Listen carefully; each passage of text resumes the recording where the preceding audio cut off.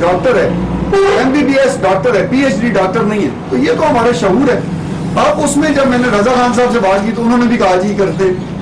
अब बात जब किताबों की होती है तो मुझे तो ये समझ नहीं आती कि किताबों से लोगों को चले दिलचस्पी न सही, लेकिन किताबें हमने अपने लिए लेनी होती हैं, आने वाली नस्लों के लिए लेनी होती हैं। आज हम जो किताब खरीद के रख रहे हैं, कल ये किताब हमारे लिए असासा बनता जाता है, लेकिन कोई नहीं करता। तो फिर मैंने आपसे पहले ही अर्ज की थी ना कि बल्दियाती इलेक्शन से भाग जाना जो मेरा था वो यही था कि तूती की कौन आवाज़ सुनता है निकाल हमें, तो बस।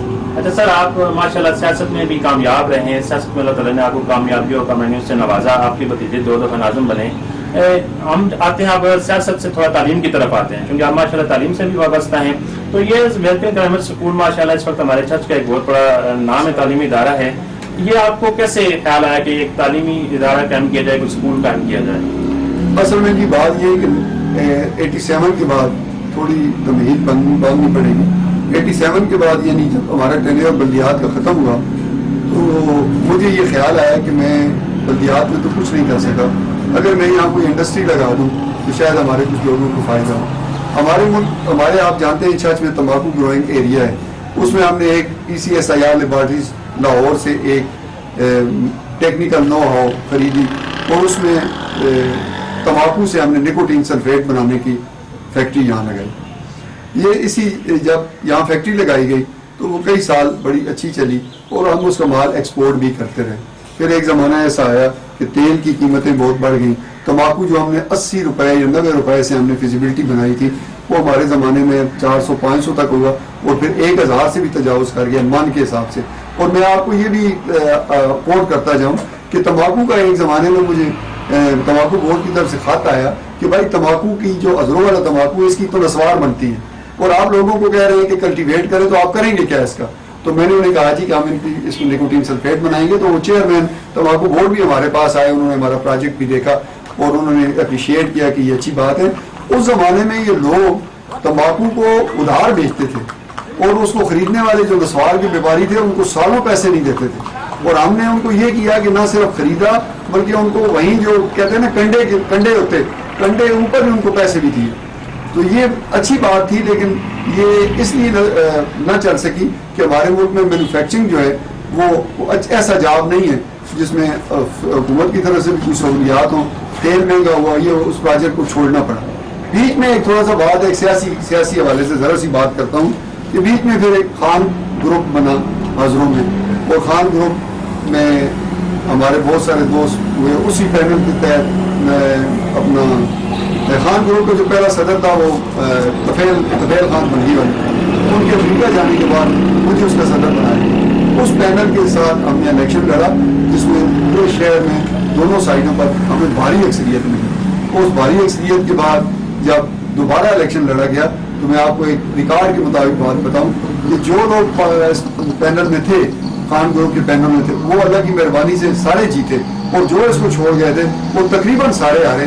तो एक आध जो है वो नहीं हुआ, बल्कि ये भी हुआ कि जो हमारा मुखालिफ ग्रुप था उसकी फैमिली में से कोई बंदा इस दफ़ा के टेन्योर में मेंबर तक भी नहीं था। तो ये खान ग्रुप की कामयाबी थी और ये अल्लाह ताला की कामयाबी थी, सब दोस्तों की तरफ से। हमने बड़ी मेहनत की है, इसमें मेरा ज़ाती कोई ऐसा मसला नहीं है कि ज़ाती तौर पर मेरी कोई खिदमत ये थी, बल्कि ये था कि टीम वर्क था। हर बंदे ने, हर दोस्त ने, मैं एक का क्या नाम लूँ, हमारे मतलब उसमें सब दोस्तों ने इतना काम किया, इतनी मेहनत की। और इसमें जो शिराज खान है उसका ज़ाती रवैया भी काउंट करता है। वो बड़ी मीठी और ठंडी तबीयत का आदमी है, वो लोगों के दुख सुख में शरीक होने वाला बनता है, तो इस वजह से भी उसको फ़ायदा हुआ।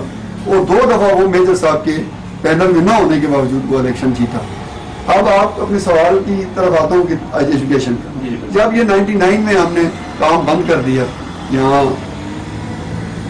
हजरों में, और मेरे एक भाई, बड़े भाई थे सफदर खान, उनकी भी डेथ हो गई। मेरे मुझसे एक और बड़े भाई थे ताहिर खान, उनकी भी डेथ हो गई। तो शिराज खान के इलेक्शंस के इस सिलसिले में मुझे यहाँ बहुत आना जाना पड़ता है, उसको मैं असिस्ट करता था, रहनुमाई करता था, जो कुछ होता था अपने उस ग्रुप को। एक ज़माने में हमारे ग्रुप पर बड़ी मायूसी तारी थी, फिर अल्लाह ने किया कि आहिस्ता आहिस्ता दूर हो गई। उस आने जाने में मेरा बहुत वक्त यहाँ लगता था।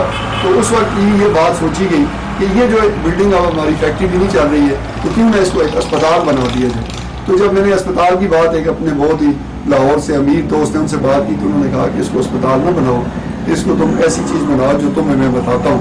میں نے کہا کیا بناؤ؟ کہتے اسکول بناؤ. تمہیں اس کو ان کو پتا ہے مجھے اسکول کا بہت شوق تھا, میں سلور آرٹ اسکول میں وہاں میرا آئیڈیل اسکول تھا وہاں پنڈی میں چاہتا تھا اس جیسا ادارہ بنایا جائے. اگرچہ میں اس طرح کا نہیں بنا سکا, لیکن یہ تھا کہ انہوں نے کہا کہ اسکول اس لیے بناؤ کہ تمہارا روزانہ فرشتوں سے واسطہ پڑے گا. اور واقعہ میں آج سمجھتا ہوں کہ آج صبح کی وقت میں اٹھتا ہوں, آتا ہوں اسکول میں دیکھتا ہوں تو فرشتے مجھے نظر آتے ہیں اپنی معصوم باتوں کے ساتھ, تو میں اس میں بہت خوشی محسوس کرتا ہوں. پھر مجھے یہ بھی پتہ لگتا ہے کریٹو بات یہ کہ کچھ نہ کچھ بچوں کو مل رہا ہے. ہمارے ماشاءاللہ بچے پوزیشن ہولڈرز ہو رہے ہیں, اور پچھلے سال 2009 میں تو ہمارے یہ جو تحصیل لیول تک انعامی پروگرام تھے جو ہمارے وزیر اعلیٰ پنجاب شہباز شریف نے شروع کیے تھے, اس میں تقریباً 70,000 ہمارے بچوں نے جیت لیا. اگلے سال یہ ہوا کہ پرائیویٹ اسکولوں کو پتہ نہیں بلایا گیا نہ بلایا گیا ہو, ہمیں کسی نے اطلاع ہی نہیں دی, اور پورا 2010 جو ہے ہمارا بغیر اسے مطلب حصہ لینے کے بغیر ہی گزر گیا. کسی کو پھر انہوں نے اس پروگرام میں اتنی کمپلیکیشنز بھی پیدا کر دی کہ ایک تو بروقت مطلب ایک دن پہلے بتا دیا جاتا ہے جی کہ آئے آپ پروگرام میں حصہ لیں, ایسے پاسبل نہیں ہوتا. اور یہ جو جہاں تعینات تھے یہ لوگ جن کی ذمہ داری تھی انہوں نے ہمیں کوئی اطلاع نہیں دی. تو اس کی وجہ سے دوسری بات یہ ہے کہ ہمارے بچے ماشاءاللہ جو میٹرک کے وہ بھی نمایاں کامیابی حاصل کرتے ہیں, اور یہ نمایاں کامیابی حاصل کرنا ہمارے تمام اساتذہ جو یہاں کام کر رہے ہیں, میرا بیٹا ہے یہاں اس نے ماسٹرز کیا ہوا ہے, دوسرے بیٹے نے گریجویشن کیا ہوا ہے, مطلب ان دونوں کو بجائے اس کے کہ آج رواج ہے کہ ہم باہر بھیج دیتے ہیں جی جاؤ باہر سے جا کے تو پیسے کما کے لاؤ. میں ان کو کہتا ہوں کہ اس زمین نے ہمیں بہت کچھ دیا ہے, اس مٹی کا ہمارے اوپر حق ہے, تو اپنے وسائل میں گزارا کرو اور یہی کام کرو. اگر آپ یہ کام کرتے رہے تو اللہ اگر یہ قبول کر لے گا تو یہ ہمارے لیے بہت اچھی بات ہے. اچھا سر, ہم نے آپ کے زندگی کے دو اہم پہلوؤں کو تو ہم نے ڈسکس کر لیا. ایک تو جس طرح نثار بھائی نے آپ سے تعلیم کے حوالے سے کوشچن کیا, اس سے پہلے ایز اے پولیٹیشین. ابھی آپ کے تھرڈ فیز کی طرف آتے ہیں ایز اے سوشل ورکر.